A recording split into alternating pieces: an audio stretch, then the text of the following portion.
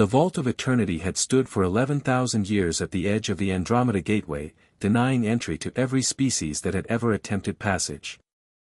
The crystalline structure hummed with ancient power, its surface unmarked by time or weapon. Empires had risen and fallen trying to breach it. The Krillian Armada had bombarded it for 3 decades. The Vexor Collective had tried quantum tunneling. The Ethereals had even attempted diplomatic negotiations. All had failed. Commander Rebecca "Bex" Harrison stood before the massive entrance, hands on her hips, staring up at the towering doors that had rebuffed the galaxy's finest minds. Behind her, the diplomatic envoy from 17 different species waited with barely concealed skepticism. They had invited humanity to try only because they'd exhausted every other option, and Earth's newcomer status meant they'd lose nothing if these primitives failed too. "That's it?" asked Ambassador Threlkix, his 6 eyes blinking in sequence. "That's your plan? You're going to knock?"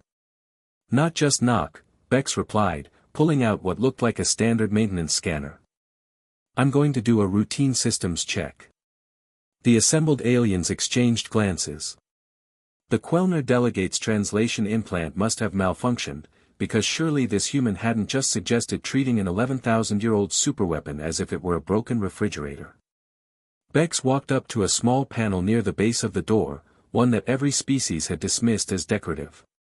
She pulled out a simple screwdriver, popped the panel open, and peered inside. "Yep, thought so," she muttered. "Haven't serviced this in forever." The Sentinel awakened.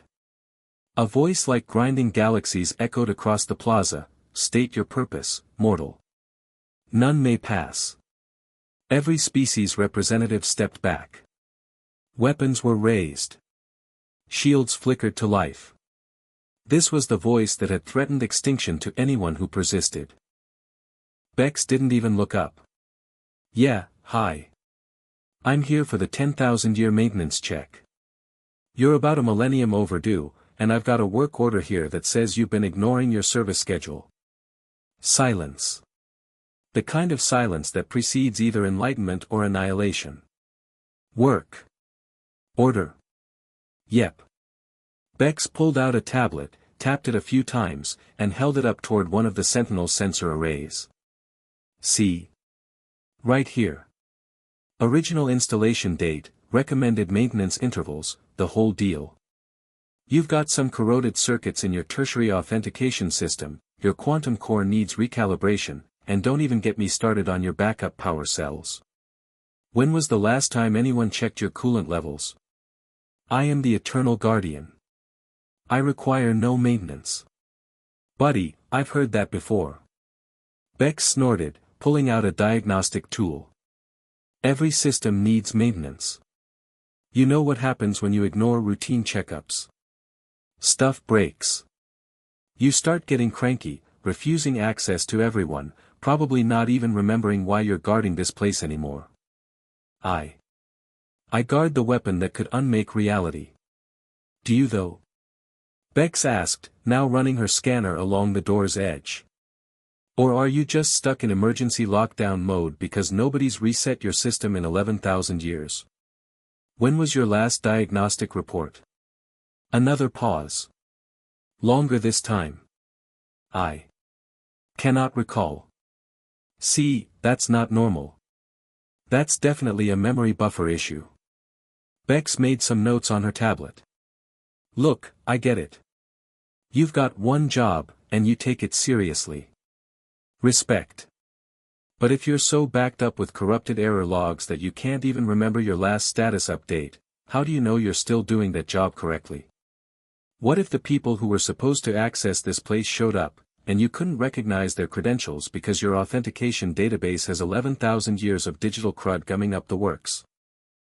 The assembled aliens watched in horror and fascination as the human did the impossible. She was lecturing the Sentinel. "You make a valid point. Of course I do. Now, I'm going to need to run a full diagnostic. It'll take about 6 hours. During that time, I'll need access to your primary control systems. That means opening these doors. That is forbidden." "Is it though?" Or is that just your corrupted security protocol talking? Here's the thing about us humans, we read manuals. We found the original installation documentation for this facility on an abandoned server station near Proxima.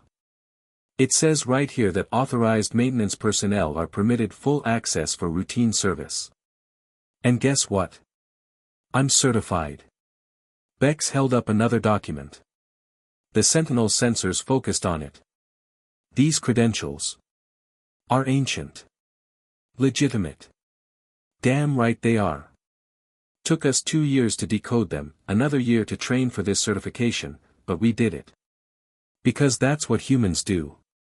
We see a problem, we read the manual, and we fix it. So, what's it going to be? You gonna let me do my job, or are you going to keep running on corrupted code until you finally crash completely and fail at the one mission you've got? The galaxy held its breath. The Sentinel's lights flickered through sequences of color no one had seen in millennia. Finally, access. Granted. For maintenance purposes only. The doors opened for the first time in 11,000 years. As Bex walked through, toolbox in hand, she called back over her shoulder, "Commander Davis, Lieutenant Rodriguez, you're with me. Everyone else, stay put. This is a maintenance zone, and I'm not filing 17 different incident reports if someone touches something they shouldn't." Ambassador Threlkick stared at the open doors.